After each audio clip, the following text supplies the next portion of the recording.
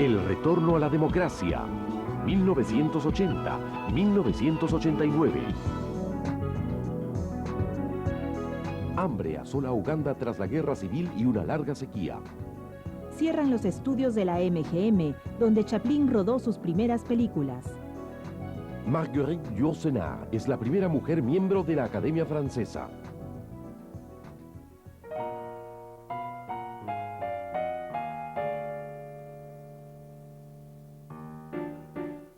Después de 12 años de gobierno militar, Belaúnde inició su segundo mandato, auspiciando la irrestricta libertad de prensa y devolviendo los medios de comunicación a sus verdaderos propietarios.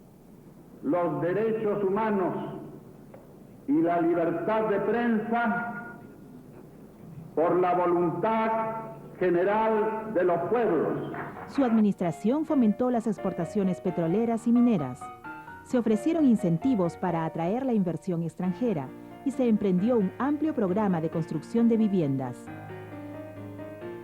Belaúnde había heredado un aparato estatal voluminoso y una enorme deuda externa. La crisis se presentó en 1983, con los estragos producidos por el fenómeno del Niño. De igual manera, campeaba el terrorismo con sus secuelas sangrientas, que ya, para 1985, sumaba más de 6.000 muertos. Esto originó que la popularidad del régimen se deteriorara y aparecieran críticas a la administración de Belaúnde.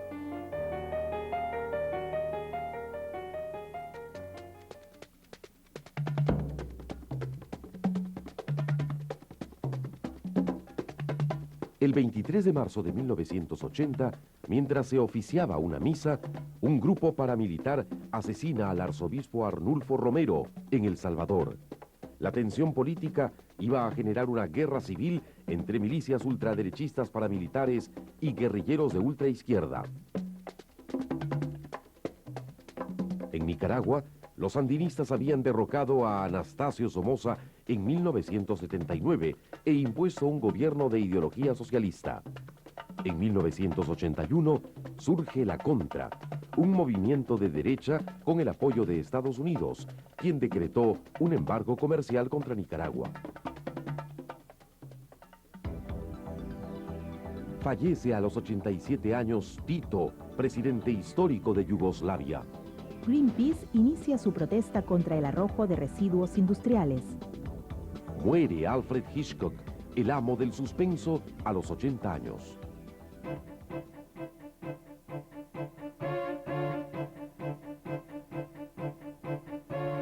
Lech Walesa es el líder de más de 17.000 trabajadores que se declaran en huelga en Polonia.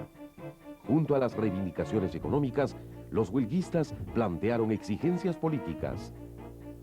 Las negociaciones terminaron con una victoria sensacional de los trabajadores que vieron satisfechas sus principales exigencias. Se creó el sindicato Solidaridad como asociación central de los sindicatos libres con Walesa al frente.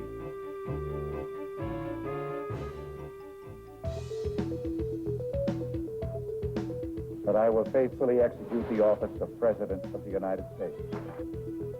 El nuevo presidente de Estados Unidos se llamaba Ronald Reagan.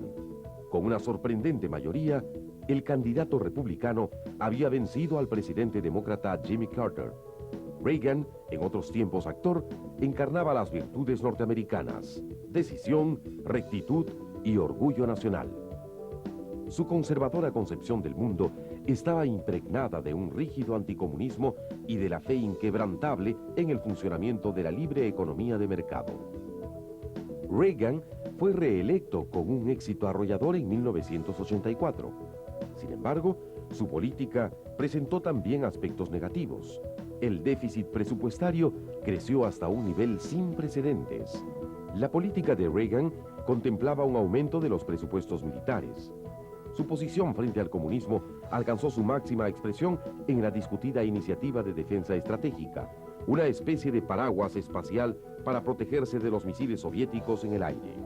Progresivamente se desarrolló un diálogo entre ambas superpotencias que condujo en 1987 a la firma en Washington de un acuerdo de limitación de armas nucleares de alcance medio, por el que los dos países se comprometieron a destruir todos los misiles nucleares de distancia media.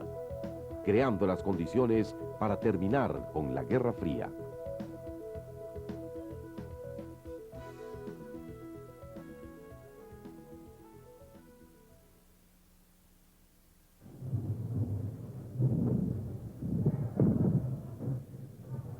¡Y este es todo el mundo!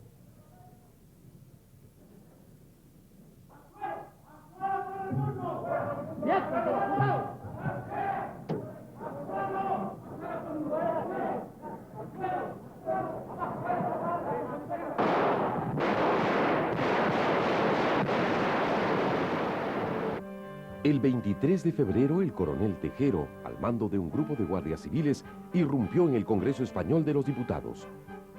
A pesar de la resistencia del vicepresidente Gutiérrez Mellado, Tejero logró secuestrar el Parlamento. Aquella noche se declaró el estado de acción y los tanques tomaron las calles. En una enérgica aparición ante la televisión, el rey Juan Carlos I tranquilizó al país y provocó la deserción de los golpistas. Tras el fracaso del golpe de Estado, España consolidó su democracia. La serie Dallas bate todos los récords de audiencia en los Estados Unidos. La película El tambor de hojalata, basada en la obra de Günter Grass, recibe un Oscar. Los rehenes estadounidenses en Irán son liberados tras 444 días de secuestro.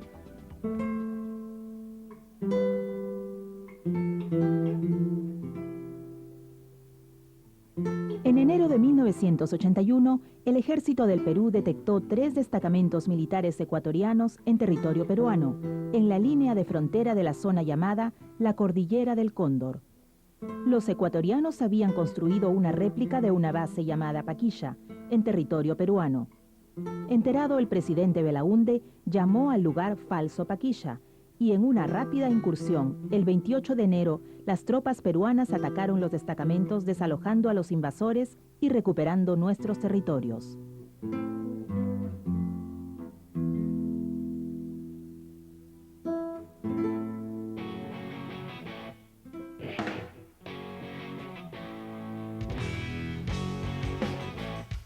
Aparece en Inglaterra el movimiento punk, que se caracterizaba por jóvenes con sus cabezas llenas de crestas de colores que rechazaban las normas de la sociedad burguesa. Por el contrario, los skinheads buscaban sentido en el orden por la fuerza. Con sus cabezas rapadas y su indumentaria militar, manifestaban abiertamente su ideología nazi y xenófoba y se enfrentaban con los punks. En contradicción con los movimientos de protesta, aparecieron en Nueva York los yuppies, jóvenes triunfadores de trajes conservadores que ambicionaban hacer carrera solo trabajando muy duro. Rodeados de objetos caros, también le rindieron culto al cuerpo. Los gimnasios se llenaban en las sesiones de aeróbic y el deporte y el ejercicio físico adquirieron una gran popularidad. Irán e Irak agudizan la guerra por la hegemonía del Golfo Pérsico. El Papa Juan Pablo II, gravemente herido en atentado en la Plaza de San Pedro. Socialista Felipe González es favorito para llegar al poder en España.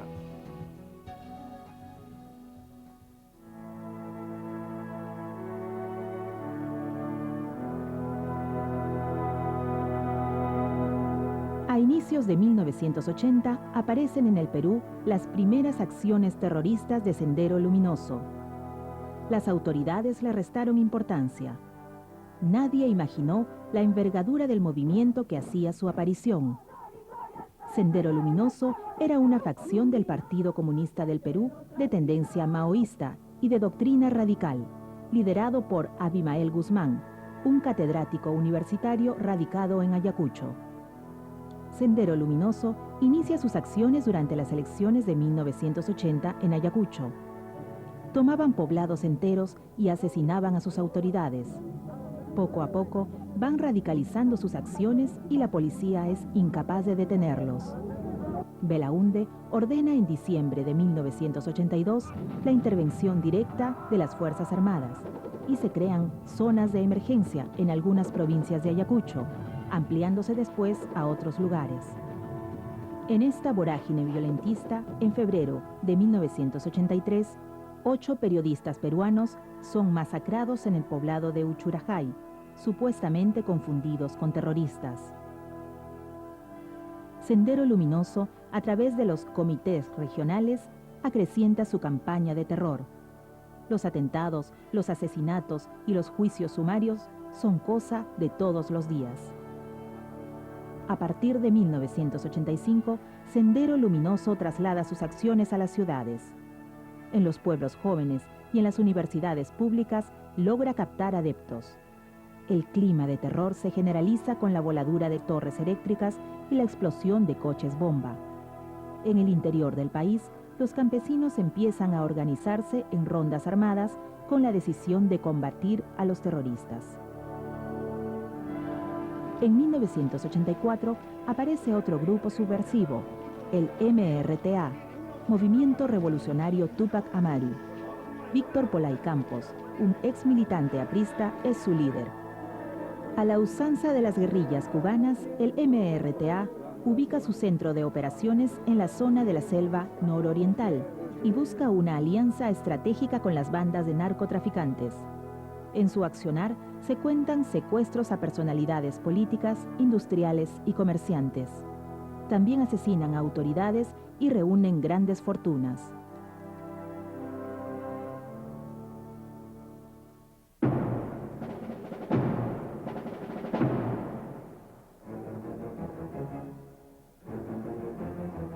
Por orden de la Junta Militar de Gobierno, el 2 de abril de 1982, 5.000 soldados argentinos ocuparon las Islas Malvinas, que se hallaban en un largo litigio y que la corona británica asumía como suyas. El orgullo británico se sintió herido y el gobierno de Margaret Thatcher envió una flota de 36 barcos de guerra al Atlántico Sur. El 14 de junio, después de 3 meses de guerra, los británicos recuperaron Puerto Stanley, la capital de las islas, y los argentinos capitularon. El balance de bajas entre los soldados fue de 250 británicos y 700 argentinos. La soberanía británica fue restablecida y la derrota argentina originó el principio del fin de la cruenta dictadura que inició el general Videla.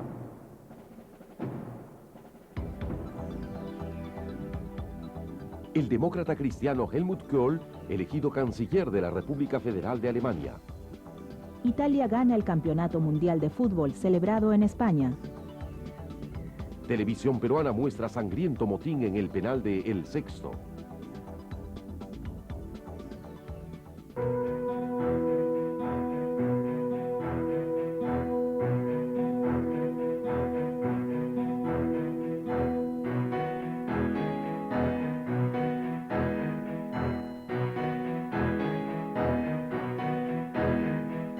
En la Catedral de San Pablo de Londres, una joven de 19 años, Diana Spencer, se casa con el sucesor al trono de Gran Bretaña, el príncipe Carlos, de 32 años. Millones de personas de todo el mundo siguieron la boda por televisión y la capital londinense se vistió de gala para celebrar la ceremonia.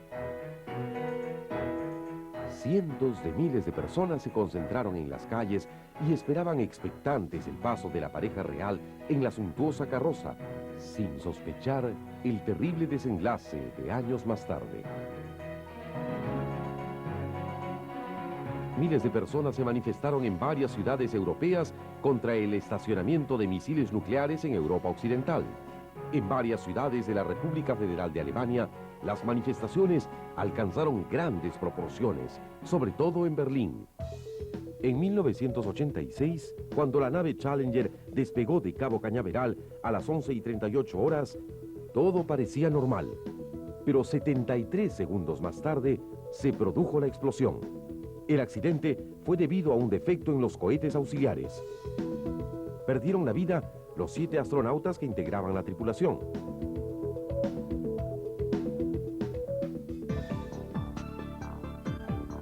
El torero Paquirri muere de una acogida en Pozo Blanco, Córdoba.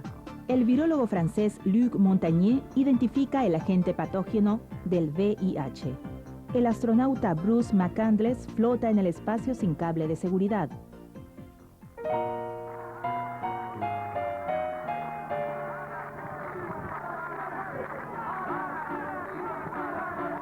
En 1985 se presentó a las elecciones generales el joven aprista Alan García Pérez y salió elegido por una amplia mayoría de votos luego de la renuncia de Alfonso Barrantes. García inició su gobierno con un aumento de salario de empleados y trabajadores y congelando los precios de alimentos y servicios. Para apoyar a los empresarios nacionales, creó el dólar subsidiado, llamado MUC. Además, García decidió pagar la deuda externa con tan solo el 10% de nuestras exportaciones. Esta decisión lo enfrentaría a los organismos financieros internacionales. A pesar de las críticas, la popularidad de García permaneció inalterable durante los 2 primeros años. Pero la política económica de García no tenía un sustento real. La situación de las reservas monetarias y recursos no dieron para mantener un sistema acusado de artificial. Su negativa a renegociar nuestra deuda ocasionó que al Perú se le declare un país inelegible. Para 1987, el fantasma de la inflación irrumpía nuevamente en nuestra economía a través de la cada vez mayor diferencia entre la moneda oficial, el INTI y el dólar, en un mercado informal o callejero. Esta situación y la política de subsidios y controles de precios generó desabastecimiento, especulación e hiperinflación. En 1987, el gobierno de Alan García intentaría pasar al Estado la banca privada. Por eso en este instante propongo al Congreso su nacionalización y estatización. Desde ese momento, el régimen aprista de García comenzó su deterioro. Va a poner en manos del gobierno un poder económico tal que todos los otros poderes podrán ser arrollados. En esta coyuntura aparece la figura del escritor Mario Vargas Llosa, quien aglutina a los grupos opuestos a la estatización y funda el movimiento Libertad.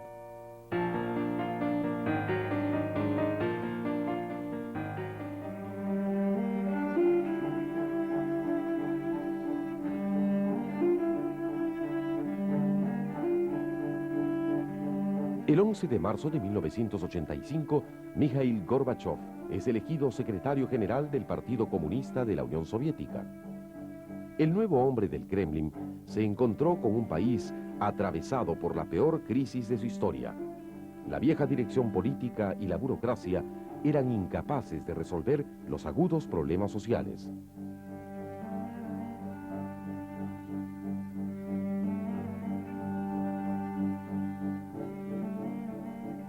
Gorbachev impulsó así la perestroika.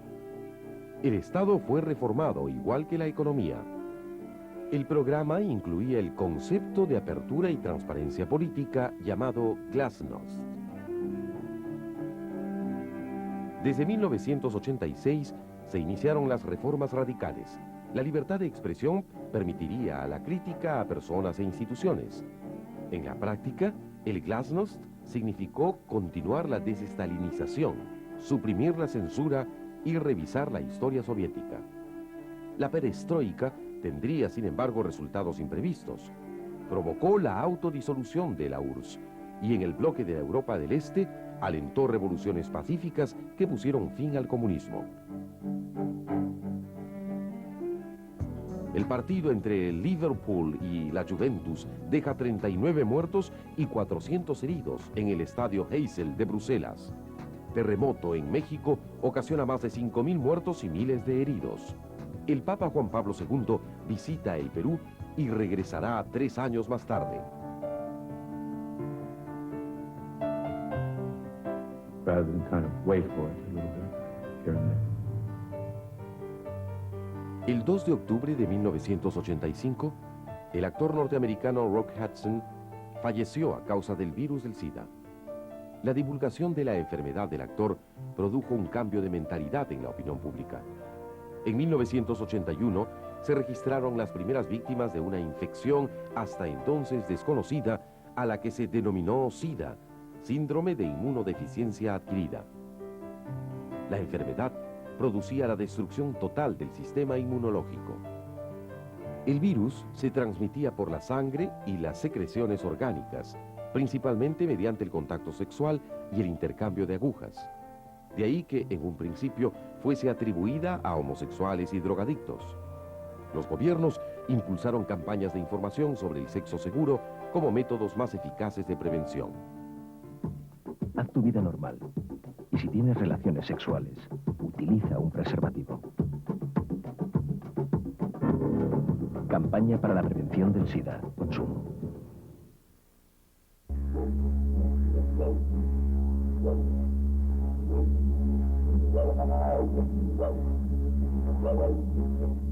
El 26 de abril de 1986, en la central nuclear ucraniana de Chernóbil, ocurrió el peor accidente en la historia del aprovechamiento pacífico de la energía atómica.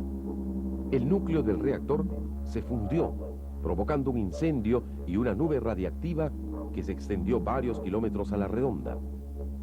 28 personas murieron en el acto y otras 135.000 fueron evacuadas.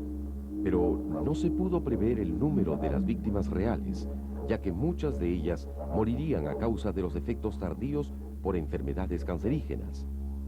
A pesar de la catástrofe, la Unión Soviética y los países del este europeo persistieron en mantener en funcionamiento sus centrales nucleares.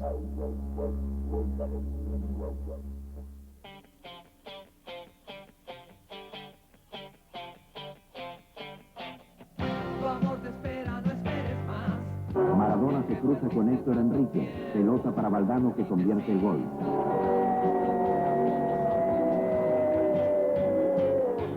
El mismo equipo argentino que estuvo a punto de perder la clasificación para el Mundial de México 86 contra la selección peruana de Roberto Chale, le gana en la final mexicana a Alemania por 3-2 y obtiene el título en tiempo suplementario. Maradona rodeado. Para muchos, los argentinos jugaban con ventaja porque en su equipo estaba el último genio que dio el balompié, Diego Armando Maradona, quien jugó este mundial como un maestro y hasta hizo un gol antirreglamentario a los ingleses, con la mano de Dios, como tituló la prensa.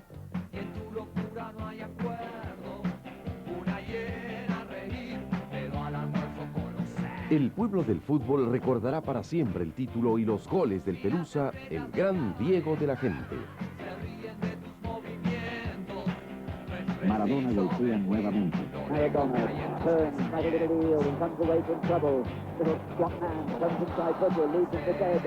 Outside Taggart loses the dead and puts the ball away. And that is why Maradona is el gol más extraordinario de la historia del Mundial. Diego Armando Maradona. Tras la huida de Marcos, Corazón Aquino preside un gobierno provisional en Filipinas.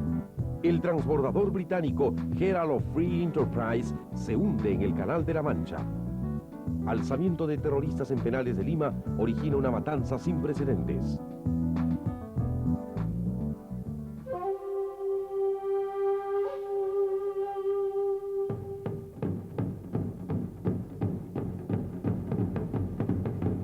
El 4 de junio de 1989, la plaza de Tiananmen de Pekín se convirtió en escenario de la violencia y del horror.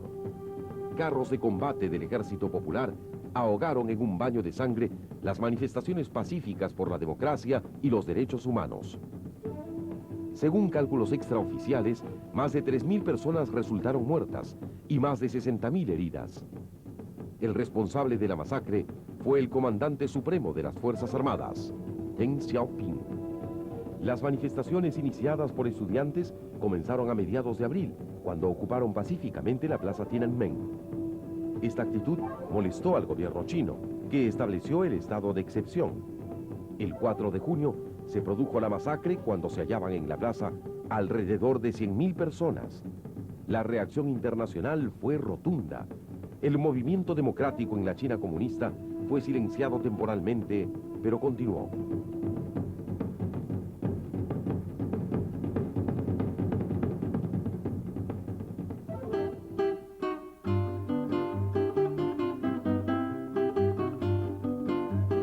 El vóley femenino peruano, gracias a una generación de chicas extraordinarias y la dirección técnica de entrenadores asiáticos, se había convertido en una potencia mundial. En las Olimpiadas de Seúl, en 1988, Tras dejar fuera de carrera a las selecciones de Brasil, Cuba, China y Japón, se enfrentaron en gran final a la Unión Soviética. El resultado fue dramático y en el quinto set las soviéticas voltearon el encuentro. Las jóvenes peruanas tuvieron que conformarse con la medalla de plata. A su arribo a Lima, un mar humano acudió a recibirlas como ellas se merecían. Fue el último gran triunfo del deporte peruano. Muere el gran artista Salvador Dalí a los 84 años. Los homosexuales pueden casarse en Dinamarca y tener los mismos derechos que los heterosexuales. Bush y Gorbachev se reúnen en Malta para conseguir un cambio democrático en Europa.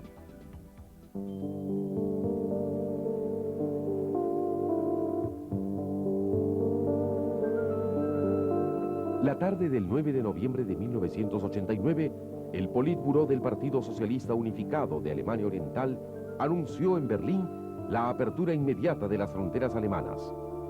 Después de 28 años, caía el muro de Berlín. La ciudad estalló de alegría. Personas desconocidas se abrazaban y celebraban, entre risas y lágrimas, la libertad recuperada de los alemanes del Este.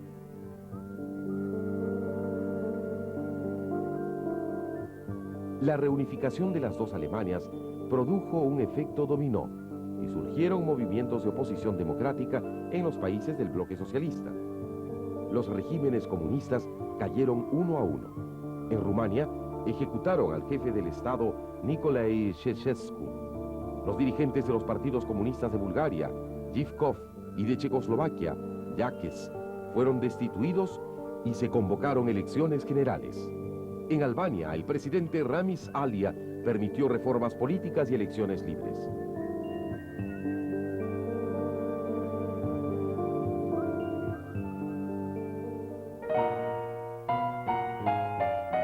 Y pedir a todos los municipios que defiendan la economía popular. Desde 1989, el gobierno de Alan García no podía detener la crisis económica y moral que lo agobiaba. Al déficit había que añadirle los estragos del terrorismo. Los cárteles de la droga que operaban en las zonas del Guayaga y Tingo María sumaban al desgobierno. Se calcula que el saldo de víctimas del terrorismo durante el gobierno aprista alcanzó la macabra cifra de 18.000 muertos. Las constantes denuncias de corrupción y malversación de fondos se convertían en cosa de todos los días. El Perú llegaba a 1990 con una situación insostenible que se traducía en una inflación casi del 3% diario y con un país devorado por una guerra fratricida.